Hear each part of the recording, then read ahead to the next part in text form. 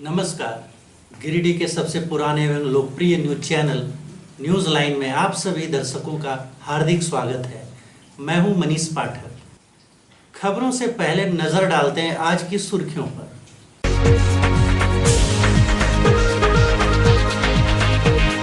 देवरी प्रखंड के बेलाटांड़ से लड़की को भगाकर विंध्या ले गया। परिजनों ने कहा विवाह करो अन्यथा की जाएगी कानूनी कार्रवाई।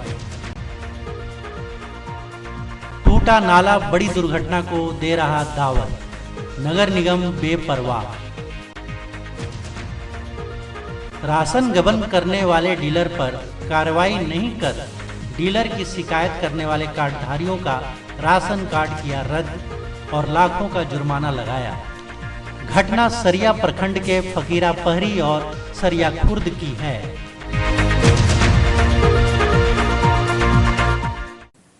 अब खबरें विस्तार से।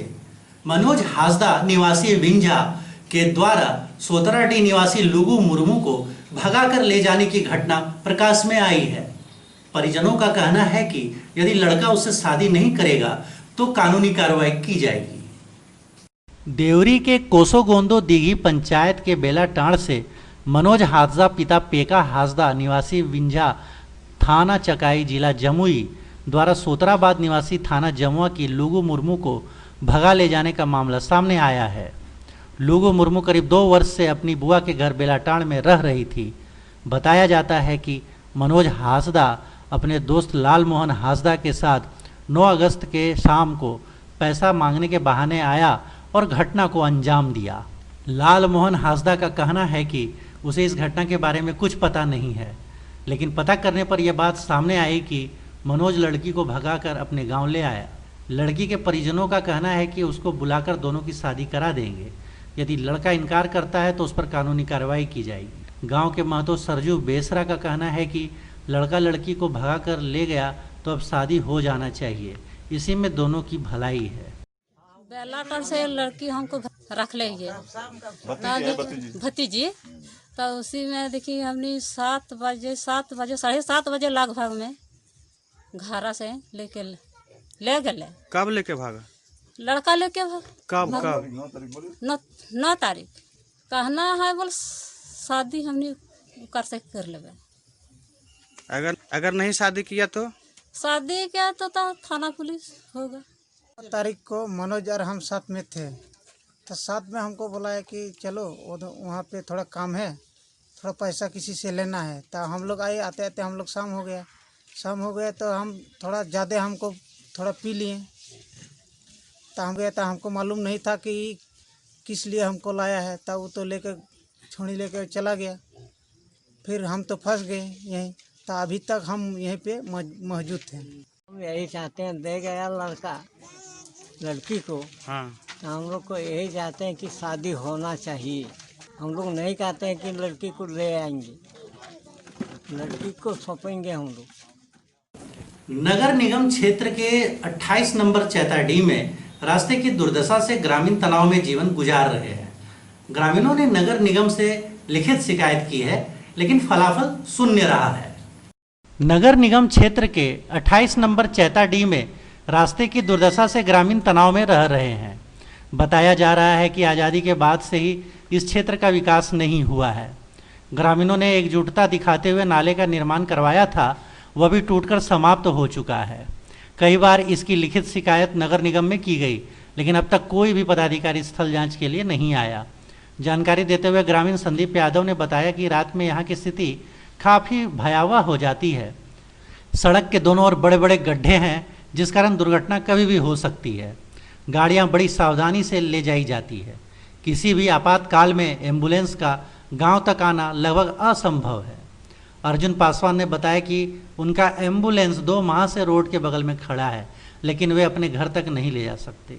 मौके पर संदीप यादव, अर्जुन पासवान, मोहम्मद सलीम अंसारी, वसीम अंसारी समेत दर्जनों ग्रामीण उपस्थित थे। ये पुल जो है लगभग 8 महीना से टूटा हुआ है।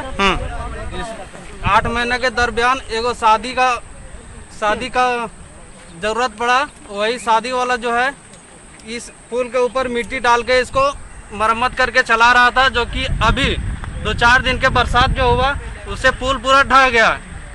और इसमें जो है आने जाने वाले में किसी का जान भी जा सकता है। और साथ ही साथ इधर जो एक तालाब है बगल में, इसमें पूरा एकदम गंदगी पानी भरा हुआ है। पूरा मोहल्ला खास करके ऊपर टोला से पूरा पानी आता है, जो कि गंदगी जो जमा हुई हो रखा है, इससे जो है कोरोना जो संक्रमण चल रहा है, इससे बहुत अधिक फैल के ज्यादा हो सकता है। और इसमें गांव जो है अगल बगल का पूरा समाप्त हो सकता है, आदमी लोग मर सकता है पूरा। बहुत दुर्गंध इस पानी से आता है। दिक्कत है कि ये पुल टूट गया है, तो मेरा गाड़ी अंदर में था, उसको किसी तरह हम लोग बाहर करके रख दिया। इमरजेंसी है गाड़ी, किस वक्त पेशेंट मिलता है तो कैसे निकलेगा, इसलिए गाड़ी को बाहर कर देना पड़ा। कहीं आप लोगों ने लिख कर दिया है? मारपीट कर दुकान में रखे गल्ले से पैसा निकालने के संबंध में मुफस्सिल थाना में दिया आवेदन। घटना मुफस्सिल थाना क्षेत्र के शीतलपुर गांव की है। मुफस्सिल थाना क्षेत्र के शीतलपुर की ज्योति देवी ने मारपीट कर दुकान के गल्ले से पैसा निकाल लेने के संबंध में आवेदन देकर मुफस्सिल थाना प्रभारी से कानूनी कार्रवाई की मांग की है। पीड़िता का कहना है कि 12 अगस्त के शाम 4 बजे शीतलपुर के रहने वाले रविंद्र दास, संजू दास आदि व्यक्तियों ने दुकान के समीप आते ही गंदी गाली देते हुए पीड़िता से मारपीट करने लगे। उसे घसीटकर सड़क पर ले जाकर उसे पटकते हुए कहा कि बहुत पैसा कमा लिए हो। इसी बीच संजू दास दुकान के गल्ले में पड़े 5,000 रुपये ले लिए। जाते जाते धमकी देते गए कि अगर केस किया तो तुम्हारे पति और बेटे दोनों को झूठे केस में फंसा देंगे। वहीं दूसरी तरफ 13 अगस्त को विपक्षी ने भी पीड़िता के परिवार के ऊपर कंचन कुमारी पिता तिलक दास निवासी शीतलपुर से छेड़छाड़ एवं मारपीट के संबंध में एक आवेदन आरक्षी अधीक्षक महोदय को देकर कानूनी कार्रवाई की मांग की है। जब पानी लेने के लिए गए थे तो राहुल नाम का लड़का मेरा हाथ पकड़ लिया और मेरा शरीर को भी टच करने लगा। तो जब हम उसको बोले कि छोड़ो, हम उसको पूरा फटकर उतर के जब घर गए, घर में पानी डाल के जब अंदर गए तो वो भी मेरा साथ आ गया। और जब पीछे से आया और घर पे घुस के मेरे साथ जबरदस्ती करने लगा, मेरा कपड़ा भी फट गया, जिसके कारण हमको बहुत शर्मिंदगी महसूस होने लगा। और फिर रानी मेरी चचेरी बहन मेरे घर पे ही सोई हुई थी, तो वो उठी, मेरे चिल्लाने की आवाज़ से उठी, तो वो भी उसको हटाने लगा, बोलने लगा। वो चिल्लाने लगी तो वो बोलता है, धमकी देता है, अगर किसी को बताइए, अगर पुलिस केस उस करेगी तो तुम लोग को जान से मार देंगे, काट के फेंक देंगे। तो ऐसा पूरा धमकी देने लगा। और जब हम लोग उसका घर पे मम्मी लोग आई, मम्मी लोग को बताए, जब मम्मी वहाँ पे बोलने गई उसका घर में, तो उसका घर के जितना जेंट्स लोग था सब जन हम लोग को मारने लगा। मम्मी को जब बाल पकड़ के मारने लगी, हम लोग बचाने के लिए गए तो उसका बेटा सचिन हमको पूरा जोर से लाठी से मार दिया। उसके बाद सारा जन लाठी उठी डंटा उंटा लेके निकला, सारा जेंट्स लोग मारने लगा, मुखिया हरिया बहुत सारा जन हम लोग को मारने लगा जेंट्स में से। थाना गई थी आवेदन लेके? हाँ, हम थाना गए थे, पर हम लोग से पहले वही लोग थाना में जाके केस कर दिया था और मेरी चाचा को भी पकड़ के ले गए थे। चोरी के मामले में उन लोग केस कर दिया था। हम लोग ये आरोप बेबुनियाद है। कल का जो मामला है, उन लोग 8-10 के परिवार मिलके, रविंद्र दास के परिवार और तिलक दास के परिवार सब मिलके मेरे दुकान पर आया और मेरा पत्नी थी दुकान पर, बाल पकड़ा, अचानक पूछा, उसको कुछ सोचने समझने के मौका नहीं दिया और बाल घिसटते हुए ले गया और अंदर में घुसा। 1-2 व्यक्ति और गला से पैसा निकाल लिया। 1-2 दिन के बिक्री था, सब हम सामान मानने लाए थे, सब पैसा वहीं पर था, सब पैसा लेके निकल गया। बाद में देखा मेरा बेटा गला छिटाल है, पैसा छिटाल है और सामान भी कुछ ले गया हंसत के। और जब तक हम लोग आए और तब तक यहाँ पर गांव वाला भी आदमी कुछ गया, गुड्डू दास गया, मुखिया जी भी गई और मेरे पत्नी के बाल छुड़वाया। इन लोग सब व्यक्ति हमारा पत्नी को बहुत बुरी तरह से मारा कर। उसके बाद जब हम आए घर, हम तुरंत बड़ा बाबू कॉल लगाए, थाना पर हमने आवेदन दिया। इसके बखलाहट से इन लोग भी कल आवेदन दिया है, कोई इस तरह का आरोप नहीं लगाया, लेकिन आज इन लोग के आरोप जो लगाया है, इन लोग बराबर हमको फंसाने के चक्कर में एक बार और फंसाया है 2016 में। उसका हमारा केस अभी चलते हैं न्यायालय में और फिर धमकी दिया है। और ये एक लड़की, वही कंचन कुमारी, एक लड़का फंसाया है जो हम लोग पंचायती करके और थाना में इसको सुलह करवाए। कल का मामला जब हम लोग वो हल्ला सुने तो मेरा देवर बेटा है 12-13 साल का, वो दौड़ के आया मेरे पास जब बड़ी मम्मी वहाँ पर बहुत सारा भीड़ लगा हुआ है। फिर हम बाहर निकल के देखने के बावजूद भी वहाँ काफ़ी भीड़ था। फिर वहाँ पर हम गए थे ईश्वर दास की पत्नी को, ज्योति देवी को, कंचन कुमारी, उसकी माँ संजू दास उसकी पत्नी और उसकी पूरी बेटी, पूरे परिवार, मतलब काफ़ी संख्या में हम लोग 15-20 के संख्या में था। और उसकी पत्नी को बाल पकड़ के मार रहा था और घसीटते हुए रोड में ले जा रहा था। तब तक हम लोग सब वहाँ पहुँचे और उसको मेरे देवर गुड्डू दास और हम लोग छुड़ाने के प्रयास करने लगे। हम लोग के बोले आखिर तुम लोग इसको मारपीट क्यों कर रहा? अकेली औरत है घर में और उसका एक छोटा बेटा था सचिन कुमार, उसको मारपीट काफ़ी उसकी पत्नी को पड़ा। तो हम लोग बोले अरे तुम लोग बगल हो, तुम्हारा पति है घर में। तो वो लोग बोली क्या कर लेगा मेरा पति? हाँ, हम लोग को आए इसका घर में और काफ़ी इसको मारपीट जब हम लोग देखे तब बोले ज्योति को जो तुम भी अलग हो, इसको तुम भी अलग हो। दोनों पार्टी हम लोग अलग किए, लेकिन फिर भी बात नहीं सुनी, गंदा गंदा गाली बकने लगी और मारने के लिए हम लोग बार बार काफ़ी संख्या में आने लगा। इसके काफ़ी देर के बाद में जो ईश्वरदास को सूचना मिला था, ईश्वरदास जी आए। ईश्वरदास जी को आने के बाद में तब उस समय हम जल्दबाजी में अपना मोबाइल ले जाने भूल गए थे, इसलिए हम प्रशासन को सूचना नहीं कर सक रहे। वहाँ भीड़ काफ़ी संख्या में थी। तो ईश्वरदास को बोले कि देखिए भीड़ बढ़ रहा है, मूवमेंट बढ़ेगा, आप थाना में कॉल किया। ईश्वरदास जी खुद एक पंचायत समिति सदस्य है, सामाजिक व्यक्ति है और बीएसपी का जिला अध्यक्ष भी है, और इसके बावजूद भी उसके घर में इस तरह का कांड हुआ है। और जो कंचन कुमारी लड़की है, आज से कुछ दिन पहले एक ईश्वरदास जी ही इन लोग का एक पंचायती का निपटारा किए थे। एक गांव का ही एक लड़का है जिसको तुलसीदास नाम है, जिनको ही फंसाया था कि जो ये लड़का हमको छेड़छाड़ कर रहा है। ये कंचन कुमारी का आए दिन आदत बन गया है, गाँव के मोहल्ला लड़का लोग को छेड़छाड़ में फंसा। माकपा माले के गिरिडीह विधानसभा प्रभारी ने गिरिडीह स्टेडियम के समक्ष समूह की महिलाओं के साथ बैठक की। बैठक में फाइनेंस कंपनी से लोन माफ करवाने पर चर्चा की गई। भाकपा माले के गिरिडीह विधानसभा प्रभारी राजेश सिन्हा ने गुरुवार को स्टेडियम के समक्ष फाइनेंस कंपनियों से लोन लेने वाली समूह की महिलाओं के साथ बैठक किया। बैठक में कंपनी के कर्ज तले दबी महिलाओं ने लोन माफी के लिए माले नेताओं से गुहार लगाई। मौके पर राजेश सिन्हा ने कहा कि कोरोना काल और लॉकडाउन के कारण बहुत से लोग बेरोजगार हो गए हैं, सभी के समक्ष खाने पीने के लाले पड़े हैं।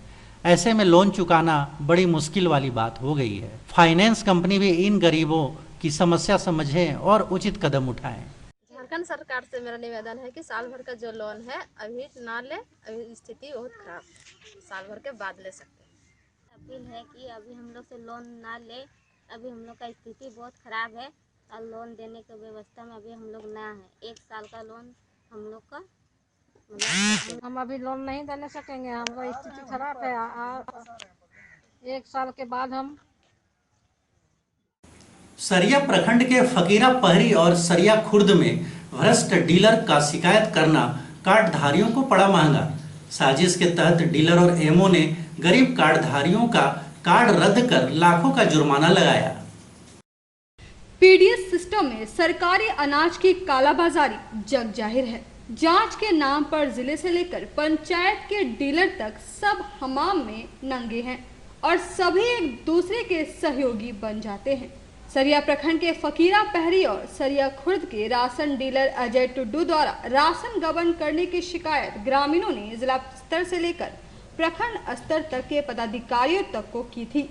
जांच में मामला भी सही पाया गया, जिसके बाद राशन डीलर अजय टुड्डू का लाइसेंस सस्पेंड कर दिया गया था। लेकिन सभी जांच को मैनेज करते हुए डीलर को आरोप मुक्त कर दिया गया और अब शिकायतकर्ताओं के खिलाफ प्रखंड आपूर्ति पदाधिकारी और राशन डीलर ने साजिश करते हुए गरीब लोगों को संपन्न कार्डधारी घोषित करते हुए लाखों रुपए का जुर्माना ठोक दिया है, जिससे भ्रष्टाचार के खिलाफ आवाज उठाने वाले फकीरा पहरी और सरिया खुर्द के ग्रामीण परेशान हैं और अब अपने न्याय के लिए सरिया अनुमंडल और गिरिडीह उपायुक्त के सामने फरियाद लगा रहे हैं। अनुमंडल हूँ, संजय देवी के मेरी मम्मी है, उस पर नोटिस आया है कि आपने अवैध तरीके से राशन उठाव कर रहे हैं, कि आपको राशन कार्ड लेने के पात्रता आप नहीं रखते हैं। उसके लिए नोटिस आया और 71,000 का जुर्माना मेरे पर लगवाया गया।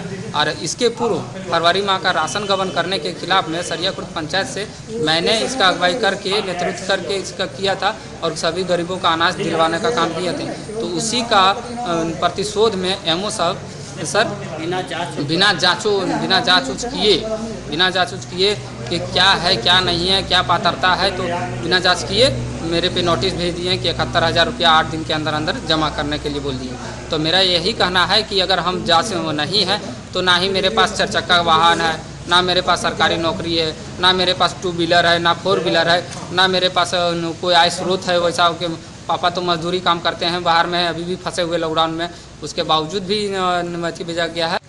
बस प्रखंड खाद्य आपूर्ति महोदय जो आज हमारे बीच